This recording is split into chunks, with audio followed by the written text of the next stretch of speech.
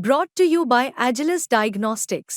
Health test की बात आती है तो मैं भरोसा करता हूँ India largest diagnostics company Agilus Diagnostics. खुद को टेस्ट करते रहो। इन दिनों इंटरनेट पर एक वीडियो वायरल है जहां पर न्यूज 18 के शो में एक हिमांशु मिश्रा नाम का लड़का बताता है कि गेमिंग ऐप के चलते उसका करियर खराब हो चुका है और उस पर 96 लाख रुपए का कर्ज है। साथ ही वो कहता है कि वो बिहार का रहने वाला है और उसके घर वाले उससे बात नहीं करते। लेकिन अब इस आदमी की असली सच्चाई सामने आ गई है। पता चला है कि वो बिहार का नहीं बल्कि यूपी के कानपुर का रहने वाला है और कई लोगों के साथ ठगी कर चुका है। इसमें क्राइम तक की टीम ने उन लोगों से बातचीत की जिन्होंने हिमांशु की मदद की थी। इसमें अंकित जो कि अपनी कोचिंग में हिमांशु को फ्री में पढ़ा रहे थे और साथ ही महेंद्र विक्रम शामिल है जिनको ये पेन बेचता हुआ मिला था। आइए एक एक कर उनसे हिमांशु के सच के बारे में जानते हैं। हिमांशु मिश्रा की बात कर रहे हैं यहाँ पे, ठीक है। बड़ा भोला टाइप का लड़का था, भोली सी शक्ल बना के। हमारे एक मित्र हैं जानने वाले, उनके द्वारा वो हमारे तक पहुँचे थे। चूँकि फीस के लिए पैसा नहीं था और रहने के लिए पैसा नहीं था, खाने के लिए पैसा नहीं था, तो एक मित्र बोले कि हम इसके रहने खाने की व्यवस्था कर देते हैं। और ये अध्ययन के लिए कह रहा तो सर आप अध्ययन करा दीजिए। मैं काकादेव से हूँ, अंकित सर इंस्टीट्यूट नाम से मेरा चलता है। स्पेशल जीएस राज है, जीएस के लिए कोचिंग चलती है, स्पेशल सारे सब्जेक्ट पढ़ाए जाते हैं। तो हम लोगों ने इस प्रकार से उस बच्चे को अपनी कोचिंग में एंट्री दी कि आप ऐसा ना करिए, पहले हमारे पास पढ़कर देखिए आप लोग। तो बच्चा मेरे यहाँ पढ़कर देखा, पढ़ता रहा। और जब वो हमारे यहाँ पढ़ता रहा तो इसके बाद जब पढ़ा तो अपनी बातें रखता, तो भावनात्मक तरीके से बातें रखता। हमेशा कुछ उसका हमदर्दी करो तो रोने लगता। तो हमने कहा चलो ठीक है, इसको पढ़ा देते हैं। कई बार तो बोला कि सर मैं किताबें ख़रीद के लाया हूँ, अपना फ़ोन बेच के आया हूँ, मेरी ना मम्मी है ना पापा हैं। कई बार बोलता घर वालों ने घर से निकाल दिया। एक अलग अलग प्रकार की बातें करता, लेकिन माइंड से लगता टेंशन में है, एकदम पतला पतला टेंशन में है।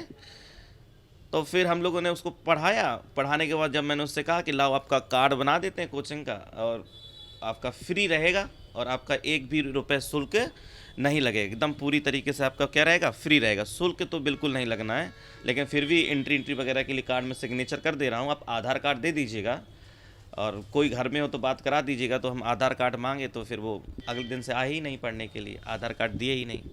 तो जिस तरह से वो लड़का आपके पास आता था, कैसा बर्ताव था उसका, कैसा बनकर आता था, क्या लगता था? अब इस तरह से वीडियो वायरल हो रहा है तो उस समय कैसा लगता था आपको कि वाकई में वो 3 महीने में एसएससी निकाल सकता था?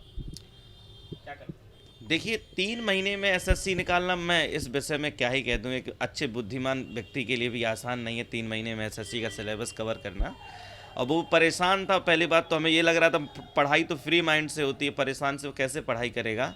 लेकिन फिर भी वो जुनून दिखाता था। तो अध्यापक के हमारा फ़र्ज़ बनता है कि उसको हम डिमोटिवेट नहीं कर सकते। हम चाहते हैं कि वो ठीक है भाई निकाल सकता, हमसे जितनी मदद होगी हम आपकी मदद करेंगे।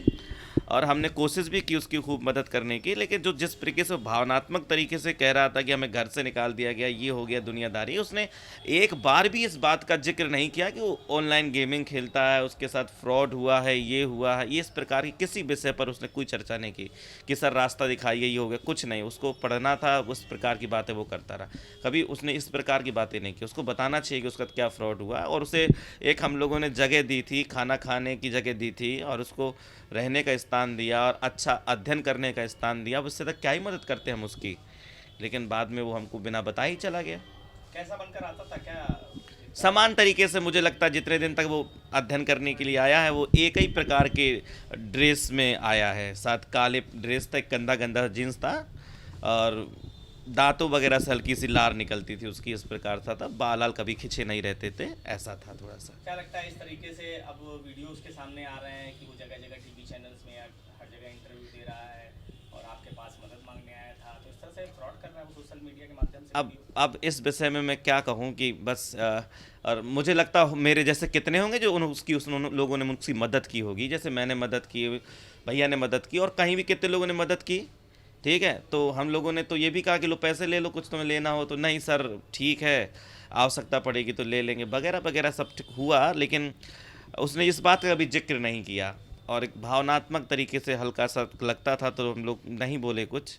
और वही उसने भावनात्मक तरीके से किसी न्यूज़ में बोला तो थोड़ा सा हो गया से कुछ। सोशल मीडिया का क्या लगता है उसने मिसयूज़ किया लोगों को भावनाओं से खेलने के लिए क्या है? भावनाओं से तो वो हमारी संस्थान के साथ खेला, वो मित्रों के साथ खेला जिन्होंने उनको खाना खिलाया।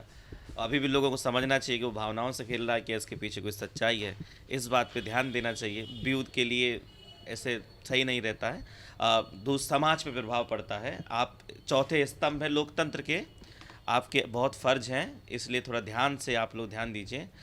इस समय तो भावनात्मक तरीके से हम अभी कुछ नहीं कह सकते कि अब समझ सकते हैं आप लोग, कुछ इसमें कुछ सही नहीं लग रहा है। वैसे अभी पढ़ने में कैसा था वो, चालाक था, माइंड का कैसा था? माइंड के लिए देखा जाए तो माइंड उसका अच्छा था, रियली बात यही है।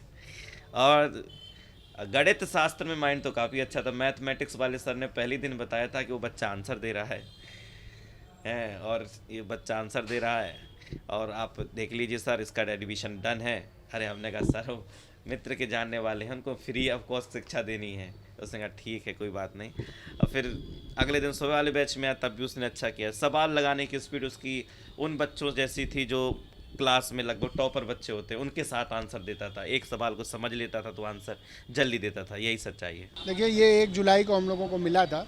हमारे मित्र प्रशांत उमराव जी वरिष्ठ अधिवक्ता हैं सुप्रीम कोर्ट में, वो भी कानपुर आए हुए थे और उसी समय ये आया था कि भैया आप लोग कुछ पेन खरीद लेंगे तो मुझे खाने की व्यवस्था हो जाएगी और नहीं तो मैं खाना नहीं खा पाऊँगा। मैं यहाँ कोचिंग करता हूँ और बैंकिंग और एसएससी की तैयारी कर रहा हूँ। तो हम लोगों ने इससे पूछा कि कैसे क्या कर रहा है, तो बताया कि मैं बिना किसी यहाँ सहायता के बिहार का रहने वाला हूँ, बिना किसी पारिवारिक सहायता के, और यहाँ पे कोई भी मेरा परिचित नहीं है। मैं अकेले यहाँ आया हूँ कोचिंग करने। अभी कोचिंग में एडमिशन नहीं लिया है। मैं प्रयास कर रहा हूँ कि पैसा कमा के कोचिंग में एडमिशन ले लूँ और किताबें वगैरह ख़रीद के पढ़ाई करके तैयारी करके एसएससी क्लियर कराऊँगा। विगत दिनों उसके बाद जब हम लोगों ने इसकी मदद करने के बारे में पूछा तो इसने कहा कि आप मुझे खाना खिलवा दीजिए। हम लोगों ने जब खाना खिलाने के लिए कहा तब इसने बोला कि नहीं आप खाना मतलब पैसे दे दीजिए और खाना हम खा लेंगे। तो इस प्रकार की बात। उसके बाद आप लोगों को कैसे पता चला कि लोग भावनाओं से खेल रहा है और जो है फ्रॉड कर रहा है? जब इसका वीडियो वायरल हुआ न्यूज़ चैनलों पे इंटरव्यू देते हुए, तब मेरे संज्ञान में आया कि ये तो वही लड़का है जिसने हम लोगों के साथ इस प्रकार से बात करी थी। तो हम लोगों ने उसको चर्चा करी अपने कुछ साथियों से, उनके साथ भी इसने इसी प्रकार की बातचीत करके अनैतिक लाभ लेने का और इस प्रकार का काफ़ी कुछ फ्रॉड किया था। और जब सभी से बातचीत हुई तो हम लोगों ने संज्ञान लिया। पहले हम लोगों ने पुष्टि करी कि ये इस प्रकार का मतलब लगातार हैबिचुअल फ्रॉड है और इसको देखते हुए हम लोगों ने निर्णय किया कि इसके खिलाफ कानूनी कार्रवाई होनी चाहिए। ऑनलाइन गेमिंग सट्टाबाजी जो है उसका हम लोग भी लगातार विरोध करते हैं और युवाओं को ये बर्बाद कर रहा है और सरकार इसके खिलाफ कार्रवाई करेगी।